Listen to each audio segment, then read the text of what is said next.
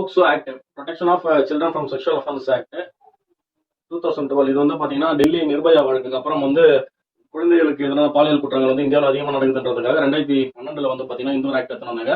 இந்த ஆக்ட் படி வந்து பாத்தீங்கன்னா 18 வயது கீழே இருக்க யாரா இருந்தாலும் சரி, ஆணா இருந்தாலும் சரி, பெண்ணா இருந்தாலும் சரி, அவங்க வந்து பாத்தீங்கன்னா சட்டத்தை பொறுத்த வரைக்கும் குழந்தையாக கருதுவாங்க. அப்படி அவங்களுக்கு ஏற்படக்கூடிய பாலியல் குற்றங்களுக்கு, பாலியல் வன்புணர்ச்சிக்கு வந்து பாத்தீங்கன்னா இதுல வந்து தண்டனை கொடுக்கப்படும்ன்றத வந்து பாத்தீங்கன்னா இந்த ஒரு சட்டம். இந்த ஒரு ஆக்ட் படி வந்து பாத்தீங்கன்னா அதிகபட்சமா ஆயுள் தண்டனை வரைக்கும் கொடுக்கலாம், குறைந்தபட்சம் வந்து 3 ஆண்டுகள் வரைக்கும் தண்டனை கொடுக்கலாம்.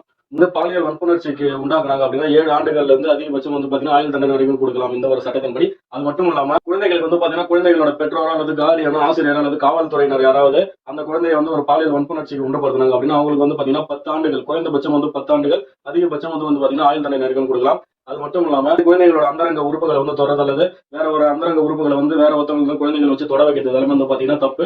இதன்படி வந்து பாத்தீங்கன்னா 8 ஆண்டுகள் குறைந்தபட்சம், அதிகபட்சம் வந்து பாத்தீங்கன்னா ஆயுள் தண்டனை வரைக்கும் தரலாம். குழந்தை தொடர்பான ஆபாச படம் எடுக்கிறது, விற்கிறது, தயாரிக்கிறது இதெல்லாமே வந்து பாத்தீங்கன்னா சட்டப்படி குற்றம். அதிகபட்சம் வந்து பாத்தீங்கன்னா அதுல அவர்களுக்கு 5 ஆண்டுல இருந்து 7 ஆண்டு வரைக்கும் பாத்தீங்கன்னா சிறை தண்டனை, அபராதம். இது எல்லாமே நம்ம சொல்றது எல்லாமே அபராதமும் வந்து பொருந்தும் அப்படின்றத நீங்க எல்லாரும் தெரிஞ்சுக்கணும்.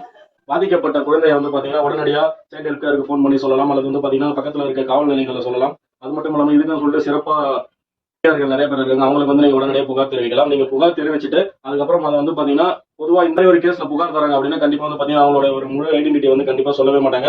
அப்படி ஒரு வேலை பிரஸ் அல்லது வேற யாராவது வந்து பாத்தீங்கன்னா அந்த பாதிக்கப்பட்ட குழந்தை அல்லது அவங்கள சுத்தி இருக்கிறவங்களை யாராவது வந்து ஒரு வேலை வெளிப்படுத்துறாங்க அப்படின்னா அவங்களுக்கும் வந்து பாத்தீங்கன்னா இந்த ஒரு சட்டத்தின் கீழே தண்டனை கொடுக்கலாம்ன்ற ஒரு விஷயத்த நீங்க எல்லாரும் தெரிஞ்சுக்கணும். இதன்படி வந்து பாத்தீங்கன்னா ஒரு வேலை ஏன் காரணம் என்னன்னா 99.1% வந்து பாத்தீங்கன்னா இந்தியாவில் கண்டிப்பா இந்த மாதிரி குழந்தைகளுக்கு எதிரான பாலியல் குற்றங்கள் வந்து ரிப்போர்ட் ஆகுறதே கிடையாது, எல்லாத்தையும் மூடி மறைச்சிடுறாங்க.